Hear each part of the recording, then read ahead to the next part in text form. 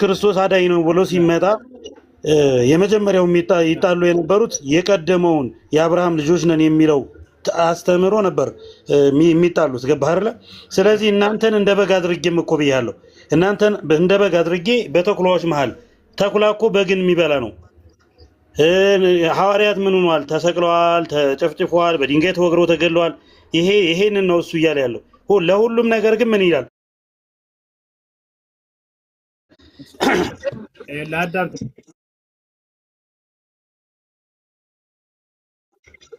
አሁን አንተ እንደምታስበው ቢሆን ደስ ይለን ነበር፣ ግን በቀጥታ ሰላም ለማምጣት አልመጣሁም ሲል ጊዜ ክርስቶስ ከምን እንዳያያዘው ታውቃለህ? በአንድ ቦታ ላይ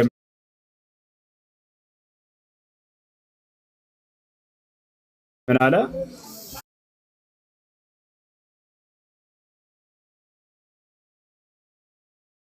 ሁላቸውም ሰይፍ ግዙና አዘጋጁ ብሎ ተናገረ። ሰይፍን ገዙ ሐዋርያቶች።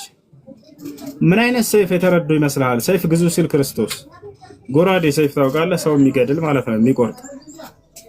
ያንን ገዙ፣ ተከትለውት ሄዱ። አይ ይሄን አላልኳችሁም ጣሉ አላላቸውም። ይዘው እሱ ላይ አይደለም ጥያቄያችን። ይሄ ማንኛውም ነብይ የሚያደርገው ነገር ነው።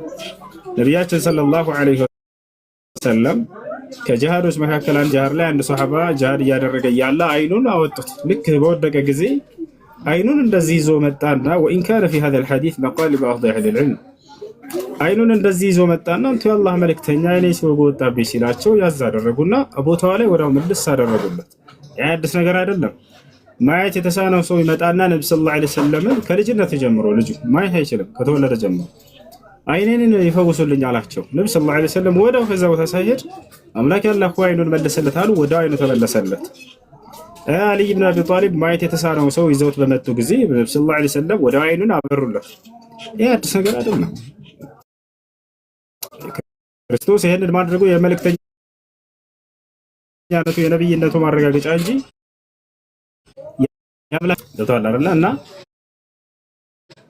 ዋናው ነገር ምንድነው ግን ሰይፍ ግዙ ብለዋቸው ገዝተዋል። ለምን ተዋጉም ከተባለ ጥቂቶች ነበሩ። እንደምታውቀው መጽሐፉ ላይ ስንት ተከታዮች ነበሩ? ታማኝ ተከታዮች 12 ነበሩ። 12 ሲይዙ እነዚያን ሮማውያን እንዴት ነው ሊዋጋ የሚችለው? ለዚያ ነው በመጡባቸው ጊዜ አምልጥ ብለው ሸሽተዋል። ሐዋርያቶች እንዳለ ሊይዙትም በመጡ ጊዜ ሁሉም ደቀ መዛሙርት ጥለው ተሸሽዋል።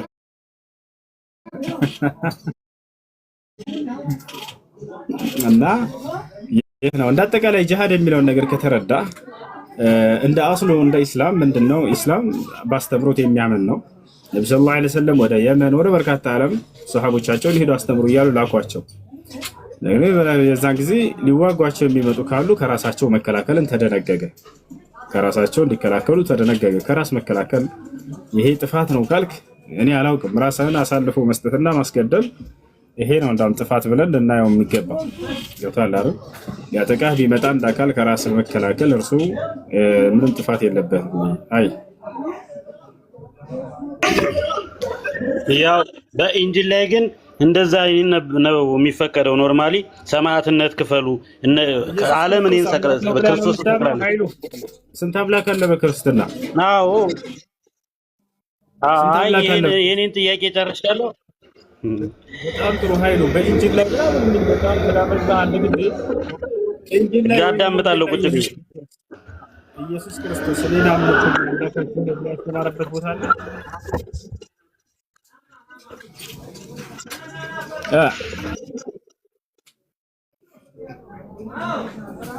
ኢየሱስ ክርስቶስ እኔ አምላካችሁ ለኛ አምልኩት ብሎ የተናገረበት ቦታ አለ ወይንስ አምላክ እንዳለው ነው ያስተማረው? ኢየሱስ ክርስቶስ አምላክ እንዳለው አስተማረ እንጂ እኔ አምላክ ነኝ አምልኩኝ ብሎ ያስተማረበት ቦታ የለም። ነገር ግን ወንጌልን የምትከተሉ እንደሆናችሁ የእርሱን አምላክ ፈልጉ እንጂ እርሱን ፍቱት፣ እርሱ አምላክ እንዳልሆነ አስተምሯል። አይ እሺ፣ ጥያቄ አለ፣ ይቀጥል። ሰላም ሰላም፣ እንዴት ነው? ኢየሱስ ክርስቶስ አምላክነት ነው የፈለከው? አምላክ እንዳለው አስተምሯል። አንድ ለአምላክ አምላክ ይኖራል። አንተ አምላክ ነው ብለህ ነው የምታምነው አይደለ? ማስረጃ ልስጥ? አዳምጠኝና መጀመሪያ መልሰህ ማስረጃ ስለህ ጊዜ ትሰጠኛለህ። ችግር የለውም። እሺ። ኢየሱስ ክርስቶስ አምላክ እንዳለው አስተምሯል አላስተማረም? በስጋ አስተምሯል። በስጋው ነው የሚላለ ያስተማረበት ቦታ ላይ እ በስጋው ነው የሚላለ ያስተማረበት ቦታ ላይ ድምጽ ይቆራረጣል። በስጋዬ ነው አምላክ ያለኝ ብሎ አስተምሯል ወይ ኢየሱስ?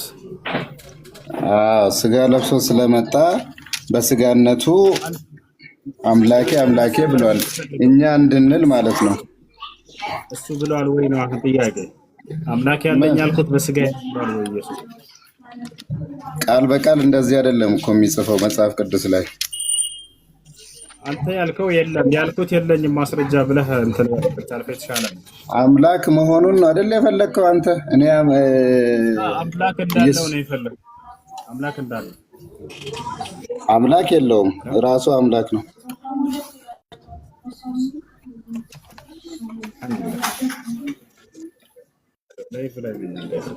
ይኸውልህ ክርስቶስ አምላክ አለው አይደለ? የለውም። እሺ ዮሐንስ ወንጌል ምዕራፍ 20 ቁጥር 17 ላይ ምን ይላል? አንድ ያውጣለት። አይወልህ ከሚረብሽ ቦታ እንዴት ትርቃለህ? ይገርታል ቤኪ አንድ ያውጣለት።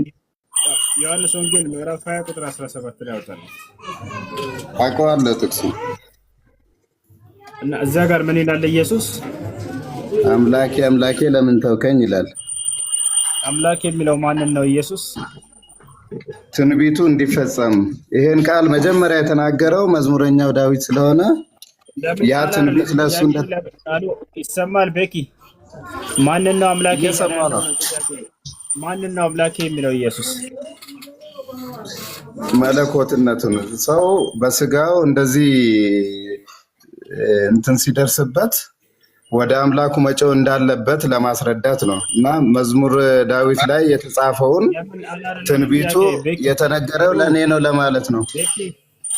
ለምን አለ ሳይሆን ማንን ነው አምላክ እያለ ያለው? ማንን ለምን አለ ስል መዝሙር ዳዊት ላይ የተጻፈውን ሊያስረዳ ብለህ ከዚያ በኋላ ትቀጥላለህ። ማንን ነው አምላክ የሚለው? ኢየሱስ ክርስቶስ አባቱን ነው አጎቱን አክስቱን ሳይሆን ማንን ነው? አባቱን አልኩ እኮ አብን አምላክ። ስለዚህ አምላኩን ነው ማለት ነው ኢየሱስ ክርስቶስ አምላክ የሚለው። አምላኩ አይደለም ራሱም አምላክ ስለሆነ አምላክ መሆኑን ልስጥ። ኢየሱስ ክርስቶስ አምላኬ ማለትን ማለት ነው። አምላኬ ማለት ነው። አምላኬ ማለት አምላክ ማለት ነው። በስጋው ነገርኩ እኮ ትንቢት ተነግሯል። አምላኬ አምላኬ ለምን ተውከኝ ብሎ ዳዊት የዘመረበት ትንቢት የተናገረበት አለ። ያ ትንቢት ተፈጸመ ለማለት ያ ትንቢቱን ለመግለጽ ነው አምላኬ አምላኬ ያለው። እሺ ኤፌሶን ምዕራፍ 1 ቁጥር 3 ላይ የኢየሱስ ክርስቶስ አምላክ ይባረክ ይላል። ማን ነው የኢየሱስ ክርስቶስ አምላክ? አብ። አሁን አመንከ የኢየሱስ ክርስቶስ አምላክ ነው። እሺ አንተ እንደ ኢየሱስ ክርስቶስ አምላኬ ብለህ የምትጠራው አብን ነው ወይንስ የክርስቶስ ተቃዋሚ ሆነህ አብ ወልድ መንፈስ ቅዱስ ነው? አብ ወልድ መንፈስ ቅዱስ ተቃዋሚ ያለው የኔን ማስረጃ ውሰዳ። አንተ እኮ በራስ መንገድ ብቻ እየሄድክ ነው። በራስ መንገድ አይደለም እየጠየቅኩ እየመለስክ ነው። ኢየሱስ ክርስቶስ በስጋው አምላኬ ብለዋል፣ እኛ እንድንል ማለት ነው። ኢየሱስ ክርስቶስ አምላኬ ብሎ የሚያስተምረው አብን ነው። ክርስቲያኖች ደግሞ የክርስቶስ ተቃዋሚ ሆነው አምላክ ብሎ የሚያስተምሩት አብ ወልድ መንፈስ ቅዱስ ነው። አይገርምም? ከዛ ክርስቶስ ተከታይ እሺ ልንገራ። እኔ ደግሞ አብ ወልድ መንፈስ ቅዱስ አምላክ መሆናቸው ልንገራ። መንፈስ ቅዱስ አንዴ እንደሱ ችግር የለውም። የዮሐንስ ወንጌል ምዕራፍ 1 ቁጥር 1 አብ ወልድ መንፈስ ቅዱስ አምላክ ነው። ወልድ አምላክ መሆኑን የመንፈስ ቅዱስን ደግሞ እሰጥሃለሁ። አብም አምላክ መሆኑን ወልድም አምላክ መሆኑን መንፈስ ቅዱስም አምላክ መሆናቸውን የሶስትነታቸውን አምላክነት ልስጥ በመጽሐፍ ቅዱስ። እዚያ ጋር ወልድ የሚላለ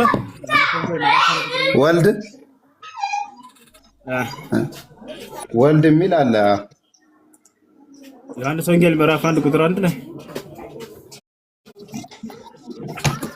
ስጋ ሆነ ይላል። ስጋ የሆነው ወልድ ነው። ዮሐንስ 1:1 ላይ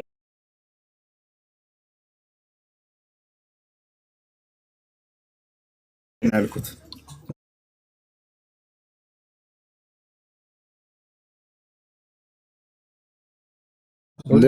ላነብል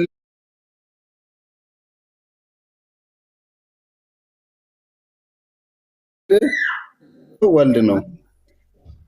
አንዴ አንተ ቃል የተባለው ኢየሱስ ነው እያልከ ነው አይደል? ኢየሱስ ክርስቶስ ነው ቃል ነው ብሎ አስተምሯል አንድ ጊዜ በሕይወት ዘመኑ። ዮሐንስ ወንጌል እኮ ነው። ወንጌል ላይ ስለ ኢየሱስ ክርስቶስ እያስረዳ እኮ ነው። ግዴታ እኔ እንደዚህ ነኝ ብሎ መናገር እኮ የለበትም። ስለሱ አሁን ለምሳሌ ቀጥልሽ ዮሐንስ ድምፅ ግን ይቆራረጣል። ከአንተ ጋር ነው የሚጮህ የሚረብሽ ድምፅ አለ። እሺ ዮሐንስ ኢየሱስ ቃል ነው ብሎ ያስተማረበት ቦታ አለ። ይሄውን እየነገርኩ እኮ ነው። ያ ቃልም ስጋ ሆነ ይላል። እሱ ላይ እንደዛ ስጋ የሆነው ምንድን ነው ታዲያ? ኢየሱስ ክርስቶስ ካልሆነ ከመጀመሪያ ጀምርና በመጀመሪያው ቃል ነበር፣ ቃልም ከእግዚአብሔር ዘንድ ነበር፣ ቃልም እግዚአብሔር ነበር ይላል። ሁሉ በእርሱ ሆነ ይላል። ምን አልከኝ? ሁሉ በማን ነው የሆነው? በእርሱ በቃል አይደለ? ቃል ማን ነው? ኢየሱስ ክርስቶስ አይደለ? አብ አይደለም? መንፈስ ቅዱስ አይደለም አይደል? ቃል በጣም ጥሩ። ስለዚህ ሰማይም ምድርም የተፈጠሩት በኢየሱስ ክርስቶስ ብቻ ነው ማለት ነው አይደል? በቃል ነው። እሱንማ በክርስቶስ ኢየሱስ ተፈጠርን ብሎም እኮ የተናገረበት ቃል አለ። በቂ። ስለዚህ ሰማይን ምድርን ሁሉን የፈጠረው ኢየሱስ ክርስቶስ ነው ማለት ነው።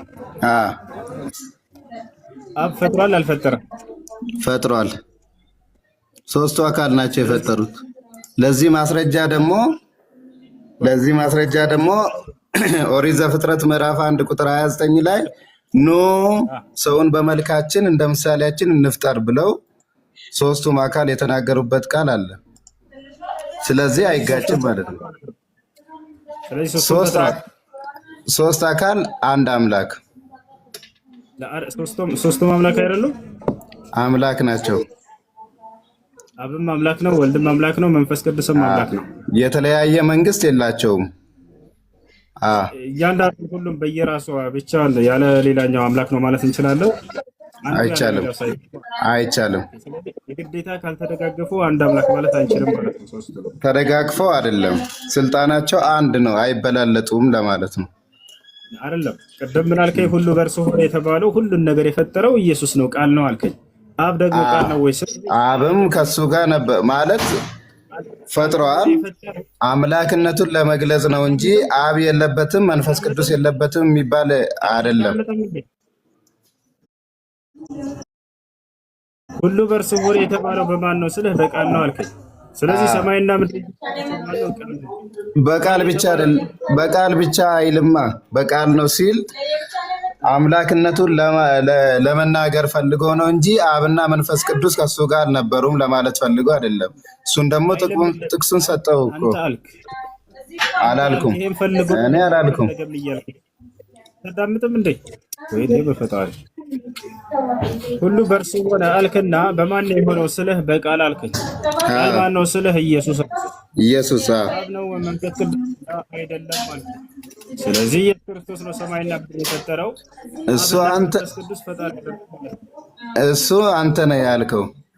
አሁን ለምሳሌ ወልድ ቃል ብቻ ነው አላለም እኮ፣ ብቻውን ሰራ አላለም እኮ። አብም መንፈስ ቅዱስም ነበሩ፣ ግን አምላክነቱን ዮሐንስ 1:1 ላይ ሁሉ በእርሱ ሆነ። እርሱ የተባለው ማን ነው? በቃል። ስለዚህ እርሱ የተባለው ቃል እንጂ ወልድ ማን ነው? አብ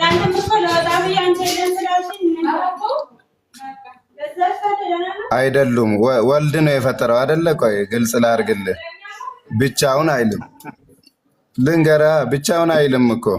አሁን ባላወቁት መንገድ አብንና መንፈስ ቅዱስን ገደል። ወላሂ ላዚ ዮሐንስ 1:1 ላይ ቃል የተባለው ኢየሱስ ክርስቶስ ነው ከተባለ አለቀ። ሁሉን የፈጠረው እርሱ ነው ከተባለ አብ ቃል ነው ወይ ብላችሁ ጠይቋቸው። ብቻውን ፈጠረ የሚል የለማ። ብቻውን አይደለም ፈጠረ የሚለው እሱንማ ሰጠው እኮ። ሁሉ በእርሱ ሆነ ማለት ነው። እርሱ የተባለው ማን ነው? እዚህ ጋር በእርሱ ብቻ ሆነ አይልም። በእርሱ ብቻ ሆነ አይልም። በእርሱ ሆነ አንድ ይሄና አንተ እኮ ብቻ ሆነ የሚለውን ራስ ጨምረህበት ነው እንጂ አንድ ያዳምጥ። እሺ እዛ ላይ አብና መንፈስ ቅዱስ ካሉ እሱ ንገረን፣ ችግር የለውም። አብና መንፈስ ቅዱስ አለ እዛ ላይ ስለ ወልድ ለመናገር ፈልጎ ነው። አምላክነቱን ለመናገር ፈልጎ ነው። አዳምጠኛ። ሁሉ በእርሱ ሆነ የተባለበት ቦታ ላይ ሁሉን ፈጠረ የተባለበት ቦታ ላይ መንፈስ ቅዱስ አለ የለም?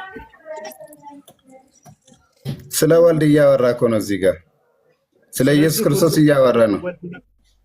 ስለ መንፈስ ቅዱስና ስለ አብ ሳይሆን ስለ ወልድ እያወራ ነው። አምላክነቱን ፈጣሪነቱን እያወራ ነው እንጂ ስለ አብና ስለ መንፈስ ቅዱስ አይደለም። አሁን ስለምን እያወራ ነው ሳይሆን ስለ ፈጣሪ የፈጠረው ሰማይና ምድር ሁሉን የፈጠረው ሁሉ በእርሱ ሆነ የተባለው አብ ወልድ መንፈስ ቅዱስ ናቸው ወይንስ ደግሞ ስለዚህ ሁሉን የፈጠረው ቃል ነው ኢየሱስ ክርስቶስ ነው ማለት ነው? አብም ነበሩ መንፈስ ቅዱስም ነበሩ።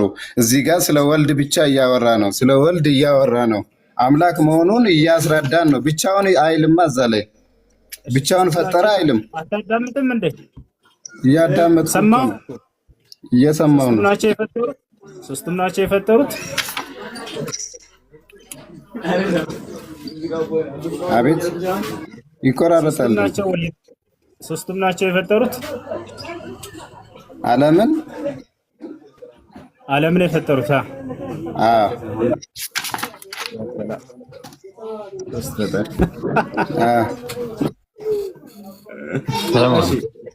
ይሄ እኮ የሚያስቅ አይደለም። ሶስቱም ናቸው የፈጠሩት።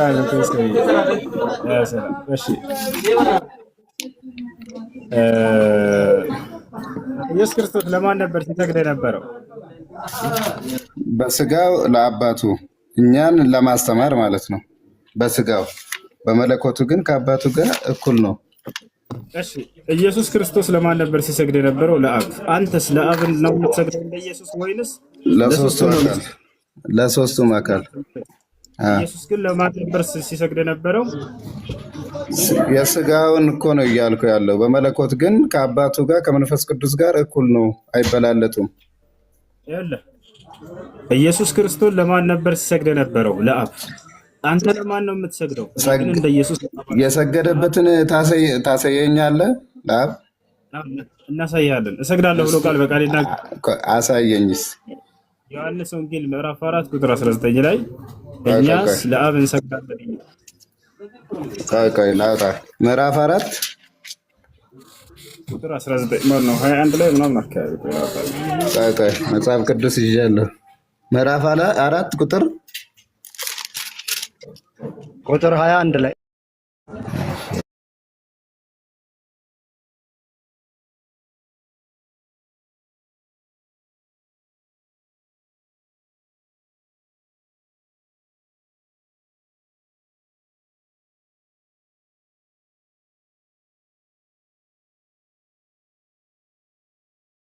በእውነት የሚሰገድ በመንፈስ በእውነት ለአብ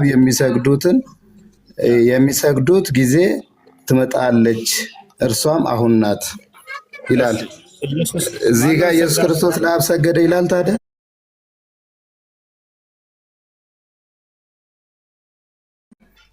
እንሰግዳለን ያለው ማን ነው? ትሰግዳላችሁ ይላል አይልም። እንሰግዳለን ነው የሚለው። ያው ራሱ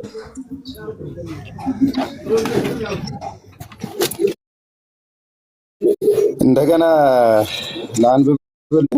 እናንተ ለማታውቁት ትሰግዳላችሁ ይላል፣ እኛ ግን ለምናውቀው እንሰግዳለን፣ መድኃኒት ከአይሁድ ወገን ነውና።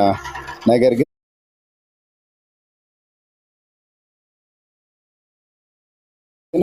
በእውነት የሚሰግዱ በመንፈስና ይላል በእውነት ለአብ የሚሰግዱባት ጊዜ ትመጣለች። የምትሰግዱባት ጊዜ ትመጣለች። ትሰግዳላችሁ ይላል እኮ እንጂ የምንሰግድባት ጊዜ ትመጣለች አይልም። አይሰማም። እንደሰው ፈጣሪ እንሰግዳለን አለ ኢየሱስ ክርስቶስ አይልም። አላለም። ትሰግዳላችሁ ይላል። ይሄው ያነበብኩት ሶስተኛ ጊዜ ልናሳየው። እሺ ዳየው ለሶስተኛ ጊዜ ነው እንሰግዳለን ይላል እያልኩ ይሄው እኔ መጽሐፍ ቅዱስ ነው ያስኩት። አንተ እሺ መጽሐፍ እናውጣውሽ ማውጣት ትችላለህ። ትልቁ ላይ እናደርግ። ቆይ ላውጣልህ። አይ እንሰግዳለን አይልም እያለ ይሄው ይታያል። 21 ነው አይደል? ጌታችን ኢየሱስም እንዲህ አላት ይላል፣ አንቺ ሴት በዛ ተራራ ወይም በኢየሩሳሌም ብቻ ለአብ የማይሰገዱበት ሰዓት እንዳትመጣ እመኝኝ ይላል። እናንተ ለማታውቁት ትሰግዳላችሁ፣ እኛ ግን ለምናውቀው እንሰግዳለን። መድኃኒት ከአይሁድ ዘንድ ወገን ነውና፣ ነገር ግን በእውነት የሚሰግዱ በመንፈስና በእውነት ለአብ። አቤት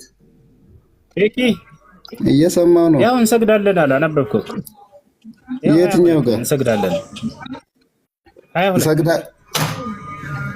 የትኛው ጋር ትሰግዳላችሁ ይላል እኮ። እንሰግዳለን 22 ላይ አሁን አነበብከው? የቱ ጋር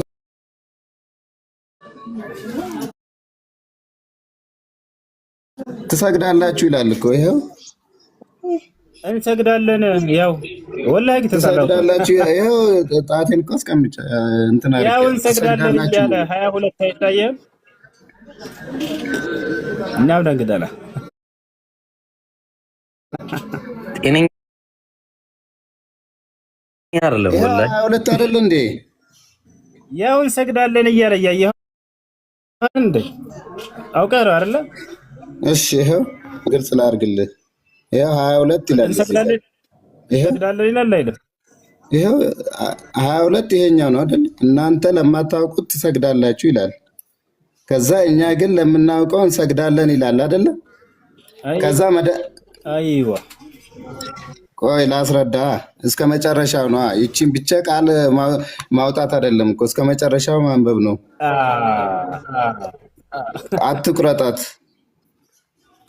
አትቁረጣትና እስከ መጨረሻው እናንብበው። እንሰግዳለን መድኃኒት ከአይሁድ ወገን ነውና፣ ነገር ግን በእውነት የሚሰግዱ በመንፈስና በእውነት ለአብ የሚሰግዱባት ጊዜ ትመጣለች። ግልጽ ነው። እዚህ ጋር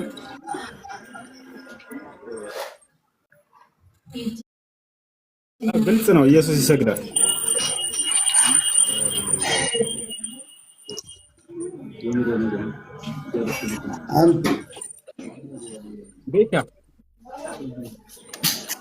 ቤክነት አምላክህ ለማን ነው የሚሰግደው? የሰገደበትን ታወጣልኛለህ? ወአለይሂ ሰላም። አይ ቀጥል። እሺ ቤኪ አለ ቤኪና።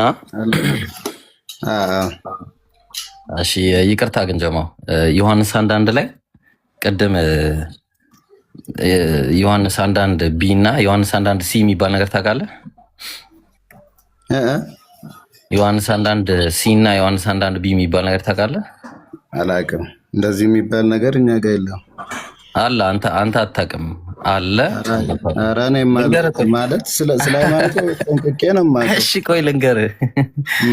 በመጀመሪያው ቃል ነበር አይልም? እሺ ለሌላ ጊዜ በመጀመሪያ ቃል ነበር አይልም? ምን ይላል? በመጀመሪያ ሎጎስ ነበር ይላል። እሺ ቃል ነበር ይላል። ቃል አይልም። ይቅርታ ቃል አይልም። ይሄው መጽሐፉ እኮ እጄ ላይ አለ። እኔም ጋር አለ ብራዘር። ቆይ ግሪኩ ነው። የትኛው መጽሐፍ? ኧረ ቆይ በቂ ቆይ ተረጋጋ። እንዴ ምን ሆነ ነው? ምንድን ነው ተረጋጋ ማለት? ውሸትን ስለማልቀበል ነው። እኔም አልቀበልም። የሚገርም ነገር መጽሐፉ ያለው ግሪኩን ታውቀዋል? መጀመሪያ በምድር የተጻፈው መጽሐፉ በግሪክ በዕብራይስጥ። ኧረ ተው። አዲስ ኪዳን በዕብራይስጥ መጀመሪያ አልተጻፈም። አንተ ሰውዬ ተው። መጽሐፍ ቅዱስ በዕብራይስጥ ነው የተጻፈው።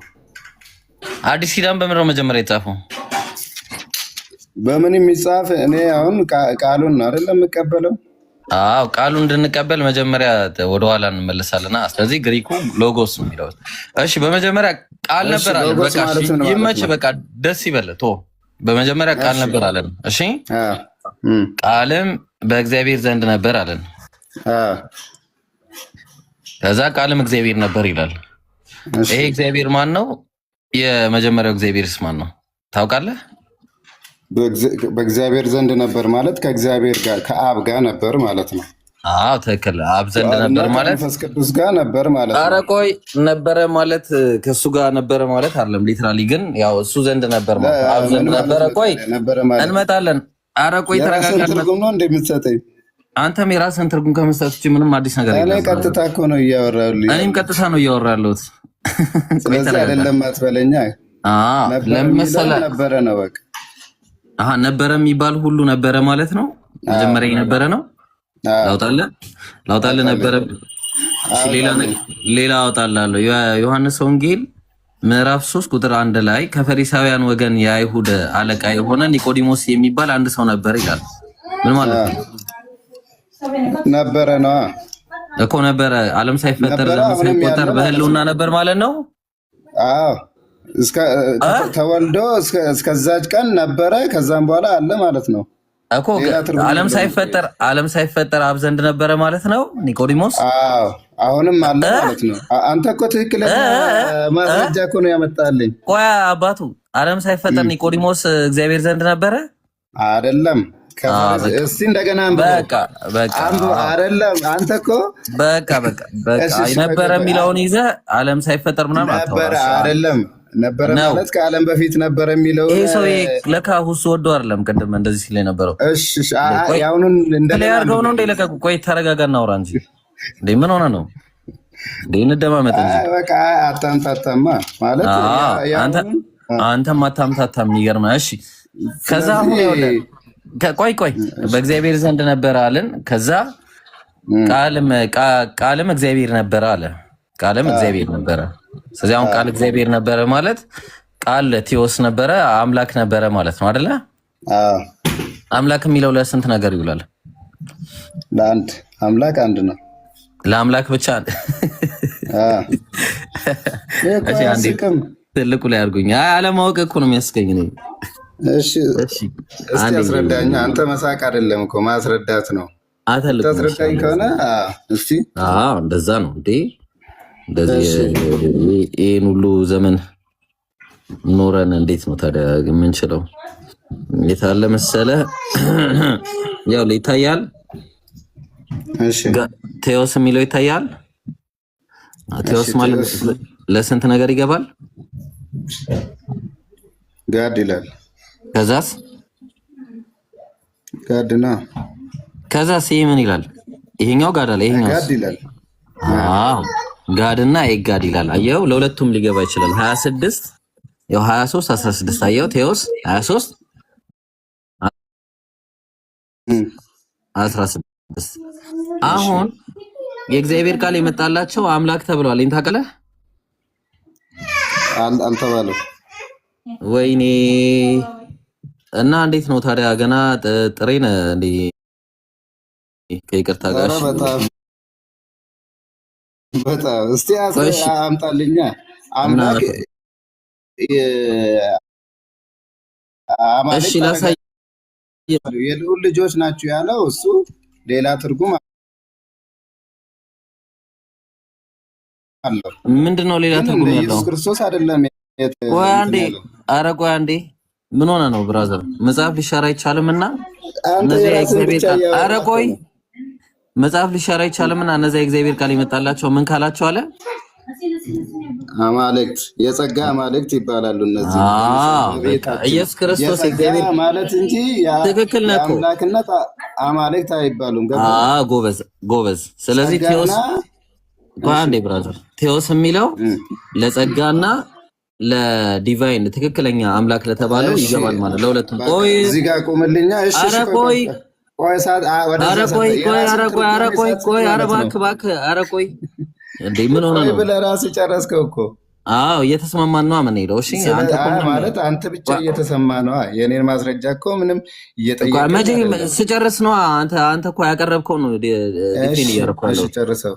ስለዚህ አሁን ይኸውልህ ለይሄ ቴዎስ የሚለው ቃል ለአምላክም ውሏል፣ የእግዚአብሔር ልጆችም ውሏል። እነዛ የእግዚአብሔር ቃል ይመጣላቸው አየህ። ለሁለቱም በጣም ጥሩ። ቆይ ገብቷል። ገብቶኛል። ቆይ ገብቷል እኮ ከገባ ቆይ አዳምጣ። እሺ ስለዚህ አሁን ምን መሰላችሁ ያ ጀማ ከታች በደንብ እያዳመጣችሁ ዮሐንስ 1:1 ላይ በመጀመሪያው ቃል ነበር አለ። ይሄ ቃል በእግዚአብሔር ዘንድ ነበር ሲል ስለ አብ ነው የሚያወራው። ይሄ ቃል ደግሞ እግዚአብሔር ነበር ሲል ይሄ ቃል ነብይ ነበር እያለ ነው። ኤጋድ ነበር። እሺ የቱ ጋር እስቲ ትርጉሙን ይሄን ትርጉሙን ተውና ይሄው ቴዎስ ነበረ ቴዎስ ነበረ የሚለውን አውጣልኝ። እሺ ይሄው ቴዎስ ነበረ አይደለም። ይሄ ቴዎስ ትርጉሙን ነው ያመጣልኝ። ይሄ መዝገበ ቃል ነው። የምን መዝገበ ቃል ነው የምታወራው? አንዱን ቴዎስ ብሎ አረ የምን መዝገበ ቃል ነው የምታወራው? የምን መዝገበ ቃል ነው የምታወራው? ኤንአርኬ ኤን ሆሎጎስ አለ። በመጀመሪያው ሎጎስ ነበረ። ከዛ ካይ ሆሎጎስ ኤን ፕሮስቶንቲዮን አለ። ቆይ ኧረ አዳምጥ።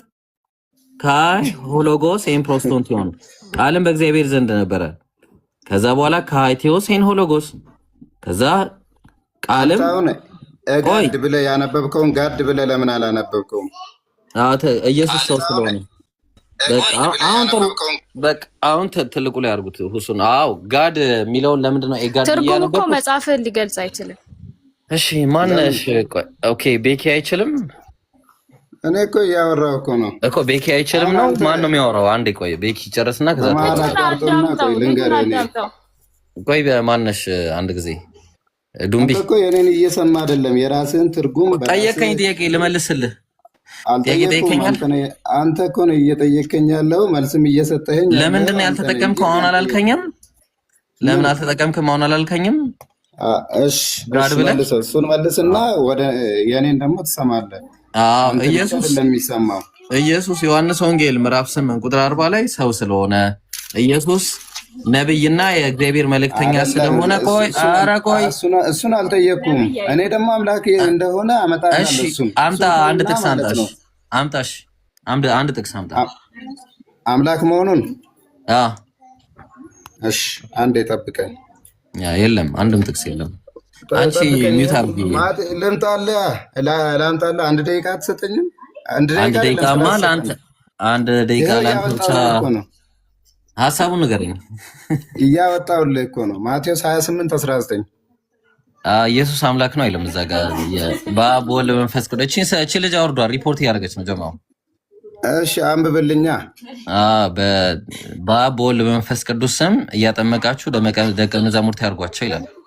እሺ ስለዚህ በአብ ወልድ በመንፈስ ቅዱስ ስም ማለት ኢየሱስ አምላክ ነው ይላል። ኢየሱስ ወልድ አይደለም እንዴ? እና ወልድ ሆነና ኢየሱስ አምላክ ነው ይላል። አብ አምላክ አይደለም? አብ አምላክ ነው። እሺ ወልድስ? ወልድ ሰው ነው። ለምን ከአብ ጋር ተጠራ? እዚህ ጋር በአብ በወልድ በመንፈስ ቅዱስ ተባለ። በጣም ጥሩ። በማስረጃ ነው የምታወራኝ እኮ። ትክክል ነው። በማስረጃ ሌላ አመጣላለሁ። ይሄን መልስልኝና። አዎ ለምንድን ነው ከሱ ጋር የተጠራው? የተጠራበት ምክንያት ኢየሱስ ክርስቶስ ብቻ ሳይሆን ዳዊት ራሱ ከእግዚአብሔር ጋር አብሮ ተሰግዶለታል። ስለዚህ ዳዊት እግዚአብሔር ነው። ምን እስቲ አይደለም። ከእግዚአብሔር ጋር ዳዊት ተሰግዶለታል። ለምሳሌ ጭራሽ አይገናኝም። ከእግዚአብሔር ጋር በደንብ አድርጎ ነው የሚገናኘው። አይገናኝም። በደንብ ይገናኛል። ልንገርህ፣ ስግደት ሁሉ አምልኮ አይደለም። በቃ መጠራት ሁሉ ደግሞ አምላክ ነው ማለት አይደለም። እንዴት? በአብ በወልድ በመንፈስ ቅዱስ ስትጠመቅ ምንድን ነው የምትሆነው?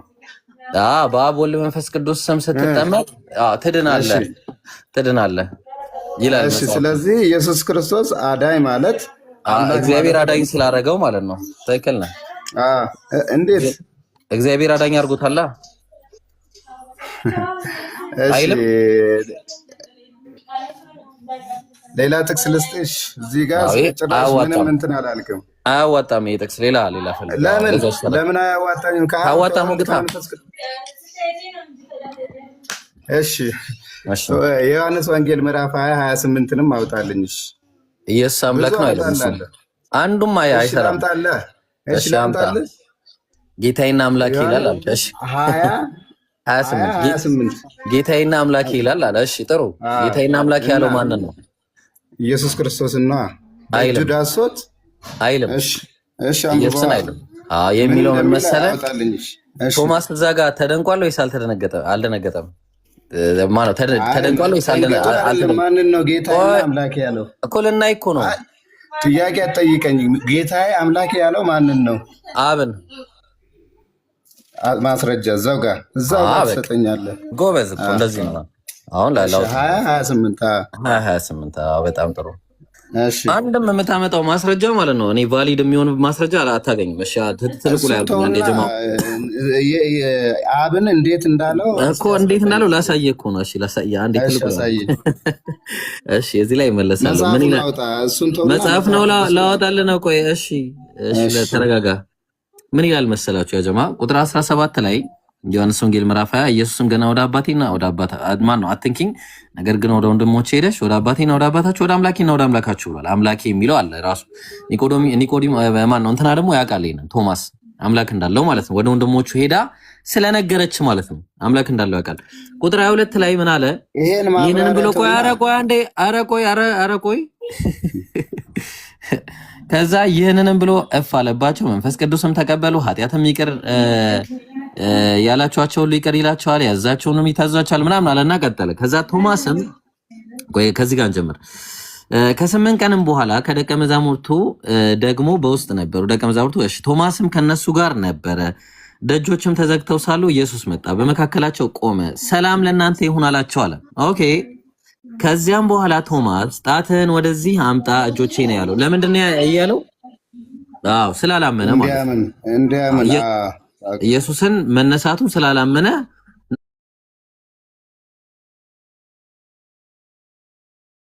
ናና ጣትህን አስገባለሁ፣ እጅህንም አምጣ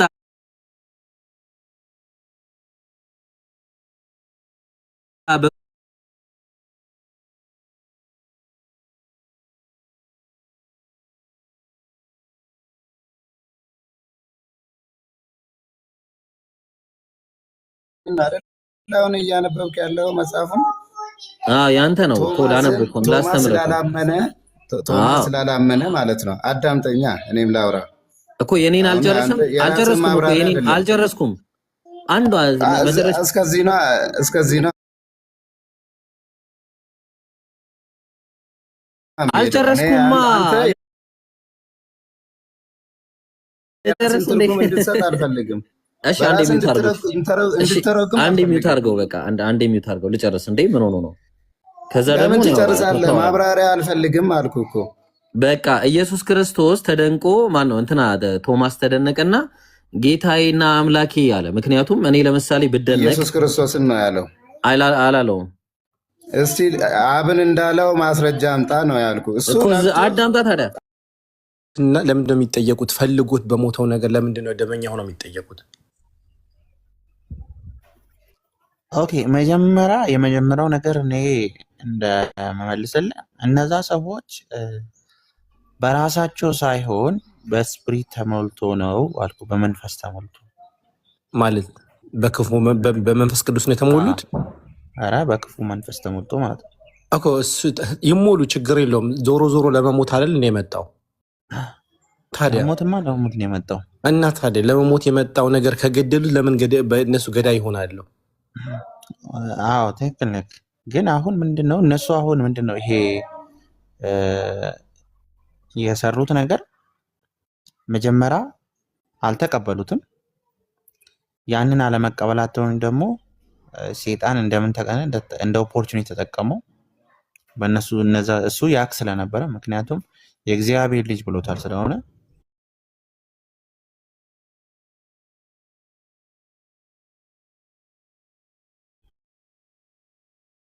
ሰበብ በጣም ፌቨር ያደረግላችሁ ወይስ ይሁዶች ናቸው ፌቨር ያደረጉላችሁ? ማለት ፌቨሩማ ቦዝ ፕሊዝ እንዴት አሁን ነው ለእናንተ መዳን የኢየሱስ መሞት ከሆነ የኢየሱስ ደግሞ መሞት ደግሞ ያው የገደሉት ደግሞ ከክፉም ወይም ደግሞ በይሁዳ ውስጥ ያደረ ሰይጣን ነበር እንደ ሉቃስ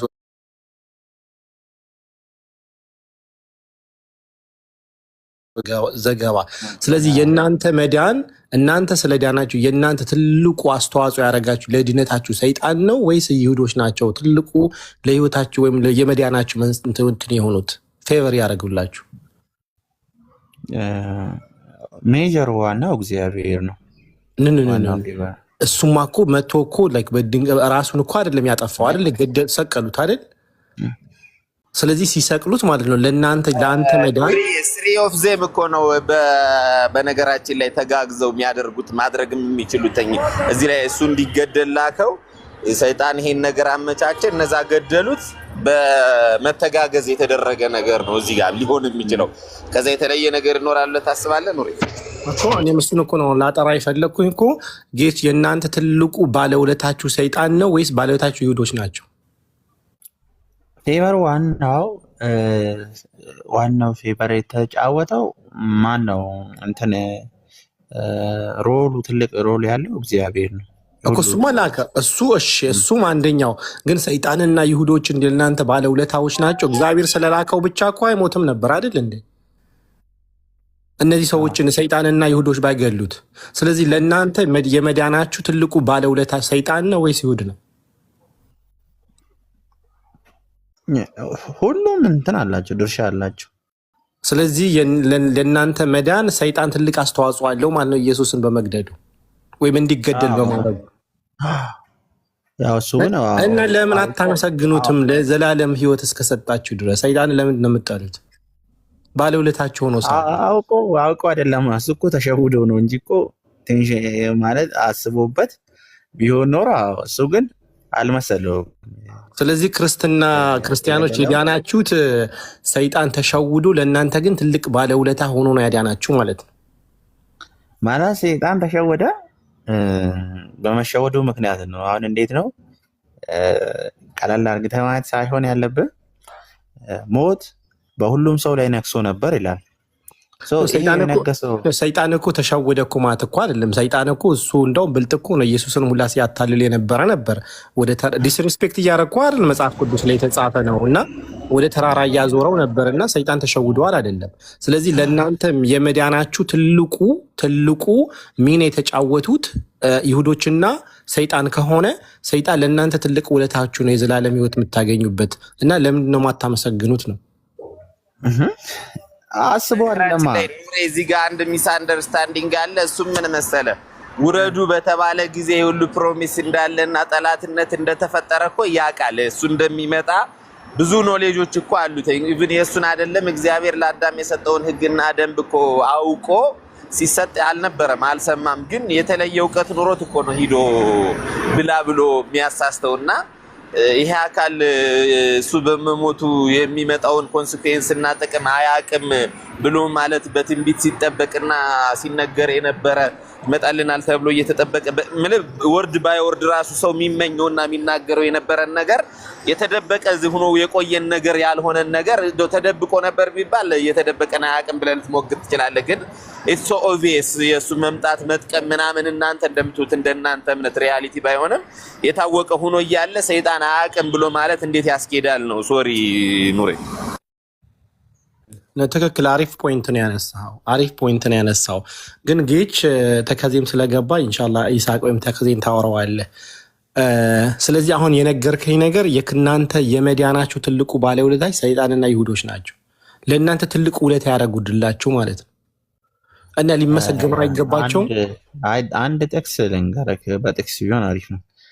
በእርሱ የሚያምን ሁሉ የዘላለም ሕይወት እንዲኖረው እንጂ እንዳይጠፋ እግዚአብሔር አንድያ ልጁን እስኪሰጥ ድረስ ዓለምን እንዲሁ ወደዋልና ይላል። ትክክል፣ ችግር የለውም። እሱ እኮ አውቀዋለሁ። ዮሐንስ 3:16 ላይ አንተ ሰይጣን ነው ትልቅ ሮል አላቸው። ግን ዋናው እግዚአብሔር መጀመሪያ በእርሱ የሚያምኑ ሁሉ የዘላለም ሕይወት እንዲኖረው እንጂ እንዳይጠፋ ጌቾ የፎከስ እንድታደርግ ማለት ነው። ጌቾ ምን አድርግ መሰለ ሮል የሚባለው ነገር ቆይ ሮል የሚባል ነገር በየትኛውም ሁኔታ በጥሩና በመጥፎ ከሰራ በጥሩ ከሰራ ፔመንት በመጥፎ ከሰራ ደግሞ ቅጣት አለው የለውም? እሱም አለው። ሶዛት እሱ ያለ ያለው ሮላቸውን ያማከለ ሪዋርድ አይገባቸውም ወይ እኮ ነው። ሌላ ምን አለው? እንዲህ ይላል እኮ በላይ በኩል ሙሴ በምድረ በዳ እባብ እንደሰቀለ እንዲሁ በእርሱ የሚያምኑ የዘላለም ሕይወት ነው እንጂ እንዳይጠፋ የሰው ልጅ ይሰቀል ይገባዋል አለ። ስለዚህ ዓለም በልጁ እንዲህ በዓለም እንዳይፈርድ እግዚአብሔር ወደ ዓለም አላከውም፣ እርሱ የሚያምን አይፈረድበትም ይላል። እኔ ሀሳቤ ምንድነው? ዋናው ሶርሱ የሁሉ ነገር ባለቤቱ ወይ ደግሞ ልጁን የላከው እግዚአብሔር ነው። ገባኝ እኮ እነሱ እኮ አላከውም እኮ አይደለም ሊመሰገን የሚገባው እንጂ እነሱ የሆኑት ሴጣን የተሸወደው። ሲጀመር መሸወድ እኮ እንዴት ነው ተሸውደው እንዴት ነው የምታመሰግነው እኮ? ገባ ለምሳሌ እኮ ይሳቅ አንድ ምሳሌ ሁሉን አዋቂ ቢሆን ሁሉን አዋቂ ሆኖ ቢሆን ኖሮ ሴጣን ሁሉን አዋቂ ቢሆንና ከዛ ደግሞ አውቆ ቆይ የሰው ልጆች ይዳኑ የሰው ልጆች እንድን ይፈልጋሉ ቢል ኦፍ ኮርስ እናመሰግናለን ስላዳንከን እንለዋለን። አውቀ ዝም ስላል እንዴ ግራም ነፈሰ እኮ አድነዋል እኮ ግራም ነፈሰ ነው ሊሚትድ መሆኑ ነው። ኖ ይኸውልህ ግራም ነፈሰ ቀኝም እኮ አድነዋል እኮ መዳን ነው የምትፈልገው አይደል አንተ? መዳኑን ታዲያ ሶርሱ እሱ ነው እንዴ? ኖ ተሸወደ ስለ እኮ ተሸወደ እንጂ ኑር አሁን ተሸወደ እንጂ መሸወዱ የእሱ መሸወድን እንዴት ነው ምስጋና ልሰጠው የምችለው እኮ? አንተ ቆይ አንድ ነገር ልንገርህ። አልተሸወደም እንበልና ኢየሱስን አልተሰቀለም ነበር አድንም ነበር አይደል? ኢየሱስ ባይሰቀል አድንም። ስለዚህ ተሸወደም አልተሸወደም ያንተ የመዳንህ ሰበብ የሆነልህ እሱ ነው አይደል? ሰይጣን ነው አይደል? ወይዘር ይሸወድ ወይዘር አይሸወድ። ሰይጣን እንዴት የመዳኔ ምክንያት ሊሆን ይችላል? ኢየሱስ እንዲገደል ያደረገው እሱ ነው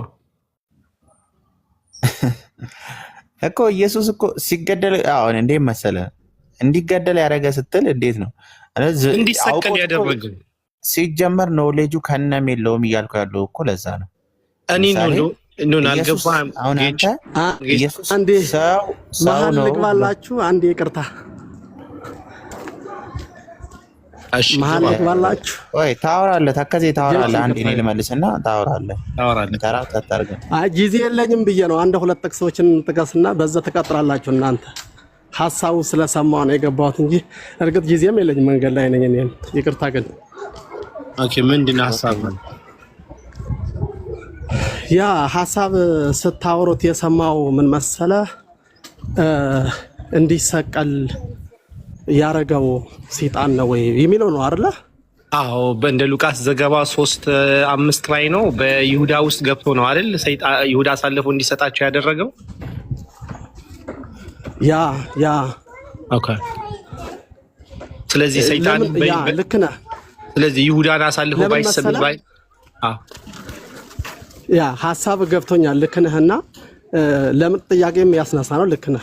ምን ይላል መሰለ ባለሰዓታት ማቴዎስ 16:23 ላይ ይሄ ሁሉ ነገር እንዲከናወን ሆኖ ሳለ ለፍርድም እንዲሰቀልም ምንም ሆኖ ሂደት ላይ እያለ ጴጥሮስ ቀረብ ይልና ነገሩ እንዳይሰቀልና ወይንም የሚደረገ ነገር ሁሉ እንዳይደረግ ቢያልፍ ይሻለናል የሚለውን ምክር ለክርስቶስ ሐሳቡን ያቀርባል። ይገርማል። ሲያቀርብ ምን አለ መሰለ ክርስቶስ መናቃለና አንተ ዘወር በል፣ አንተ ሰይጣን ዘወር በል ይለዋል። የሰይጣኑ ዓላማው በአንድ በኩል ምንድነው? እንዳይሰቀል የሚለውን ነገር ሐሳቡም ነበረ ነው። ስለዚህ የሰቀለው የገደለውም የሱ ሐሳብ ቢሆንም ነገር ግን እንዳይሰቀል በመሰቀሉ ደግሞ ዓለም ሁሉ ያመኑት ሁሉ ምህረትን እንደሚያገኙ ስለሚያውቅ እንዳይሰቀልም ሐሳቡን ማቅረቡ ደግሞ የሰይጣን ሐሳብ ነበረ። ይሄ እንዳለ ሆነው ግን እኔ የት መሰለ መጀመሪያ በጉ ሲዘጋጅ ከእግዚአብሔር የዓለምን ኃጢአት የሚያስወግድ እንሆ የእግዚአብሔር በግ የተባለው በጉ ሲዘጋጅ ራሱ ሊሞትና ሊሰቀል ነው። የዓለምን ኃጢአት እንዲያስወግድ ነው። ይሄ የማን ስራ ነው?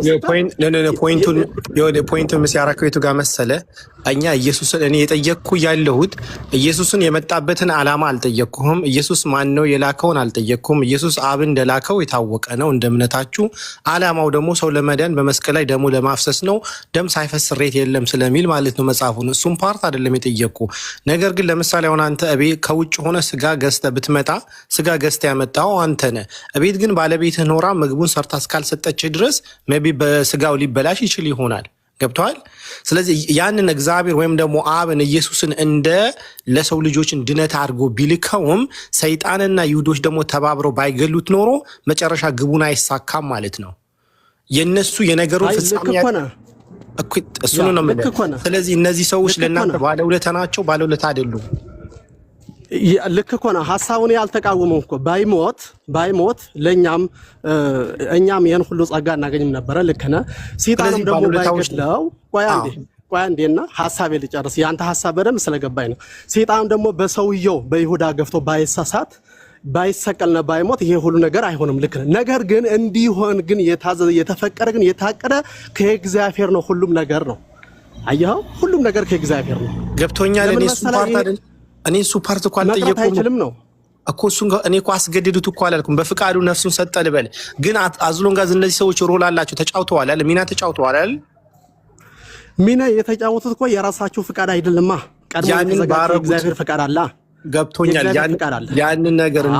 ያንን ነገር ፍጻሜ እንዲደርስ ግን ፍጻሜ ላይ እንዲሆን ያደረሱት እነሱ ናቸው አይደል? ምንም እንኳን የእግዚአብሔር ፍቃድ ቢታከልበትም ማለት ነው። አይ የነሱ ነው ማለት አይቻልም። ማን የገደለው? ቆይ አንዴ መጀመሪያ እኮ ያልኩት እኮ ያ ነው። እነሱ ብቻ አይደለም የፈጸሙት፣ እነሱ እንዲፈጽሙ ወይንም መጥቶ እንዲሞትና እንዲሰቀል ያዘጋጀው እግዚአብሔር ነው። ስለዚህ ሁሉም ነገር ምንጩ እግዚአብሔር ነው። እነሱ ራሳቸው ምንም ነገር ማለት ለምሳሌ ምን አለ መሰለህ አንድ ነገር ለና እቺን ብቻ ላውራና ሐሳብ ተቀጥራላችሁ። ሐሳብ ደስ ብሎኛል። ምን አለ መሰለህ ፍርዱ ላይ ሲቀርብ አልናገርም ሲል ኢየሱስ ክርስቶስ ፈራጁ ምን አለ ጲላጦስ፣ ንገረኝ እኔ ልፈታህም ልሰቅልህም ስልጣን አለኝ አለው። የሚገርም ነገር ማለት ነው። ከላይ ካልተሰጠው በቀር ማንም ሊያደርገኝ አይችልም አለ ክርስቶስ። አየኸው፣ ሁሉም ነገር ከላይ ነው ማለት ነው።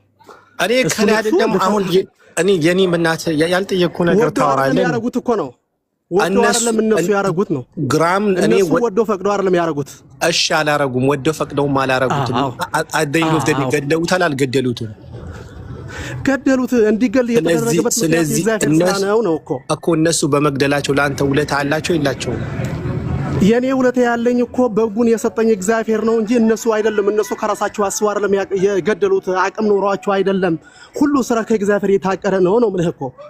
እነዚህ ገዳዮች ይጠየቃሉ አይጠየቁም?